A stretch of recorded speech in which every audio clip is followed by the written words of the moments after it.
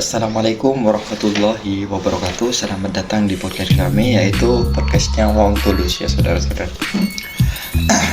Di episode selanjutnya saya akan membahas tentang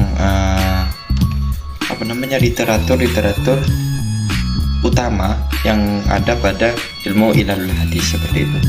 Jadi dalam ilalul hadis sebenarnya itu saudara-saudara banyak kitab-kitab yang membahas tentang kecacatan sanad dan juga lemahnya seorang perawi gitu. Akan tetapi di sini saya akan menjelaskan beberapa kitab yang ada dalam ilalul hadis ini yang memang membahas secara yang menjadi rujukan utama bagi kita selaku ahli hadis atau ahlul hadis ya. Sambil bercanda dikit ya saudara-saudara. Jadi dalam sejarahnya ulama hadis ini telah menulis berbagai kitab penting tentang ilmu ilalul hadis.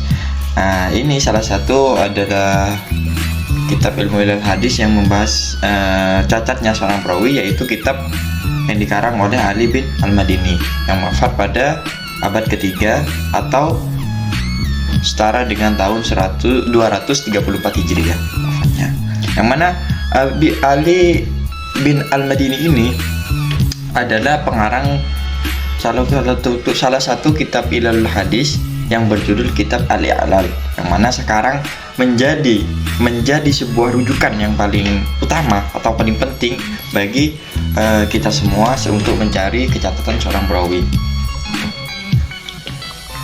Terus yang kedua itu adalah kitab yang saya sebutkan di episode kedua, yaitu kitab Al-Ilal As-Shaghir karangannya Imam Tirmidzi yang wafat pada tahun 279.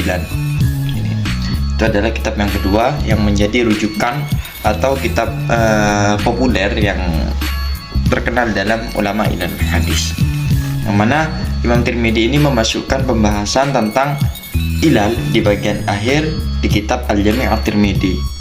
Jadi Imam Tirmidzi ini tidak hanya membuat kitabnya saja, juga di dalam kitab hadisnya Jami' At-Tirmidzi itu Imam Tirmidzi sudah menyinggung beberapa poin-poin ilalul hadis. Dan setelah itu baru Imam Tirmidzi lah membuka kitab baru yang namanya Ilalul Shaghir ini. Lanjut yang ketiga yaitu kitab Al-Ilal Imam Ahmad bin Hanbal. Jadi ulama-ulama hadis yang sudah mengarang kitab seperti kita Imam Tirmidzi tadi, Imam Ahmad bin Hanbal, tidak hanya membuat atau mengarang kitab yang di bidang hadis saja, melainkan juga mencari kesahihan, kecacatan yang ada pada rawi dan sanadnya begitu. Nama kitabnya adalah di sini tapi dalam kitab Ahmad bin Hanbal ini bukan beliau langsung yang menyusunnya, yaitu adalah seorang muridnya yang bernama Ibnu Abi Hatim ya, berdasarkan pertanyaan yang diajukan kepada Imam Ahmad bin Hanbal. Jadi dulu itu Imam Ahmad bin Hatim ketika menjadi muridnya Imam Ahmad bin Hanbal, beliau selalu menanyakan tentang ilalul hadis ini, tentang kecacatan seorang perawi.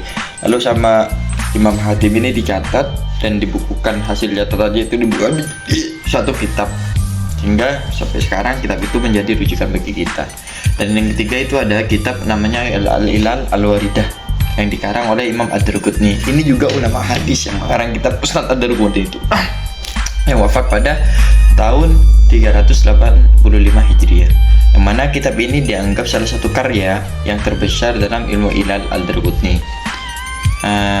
Terus selain kitab-kitab tadi yang empat saya sebutkan di atas itu, ada juga kitab lain yang berkontribusi atau berhubungan erat pada perkembangan ilmu ilal, seperti kitab Al-Ilal oleh Ibnu Abi Hatim, yang mana kitab ini yang muridnya tadi itu, cuman ada kitab lain yang dikarang setelah mengarang dari catatan dari Imam Ahmad bin Hanbal itu, Syekh Ahmad As-Shakir, dari Syekh Al-Albani itu juga punya kitab ilal hadis.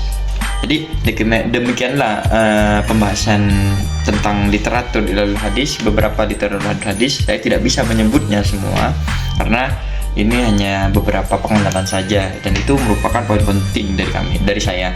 Kalau ada kesalahan atau kekurangan dari penyampaian saya, mohon maaf sebesar-besarnya. Ihdinas siratal mustaqim. Wassalamualaikum warahmatullahi wabarakatuh.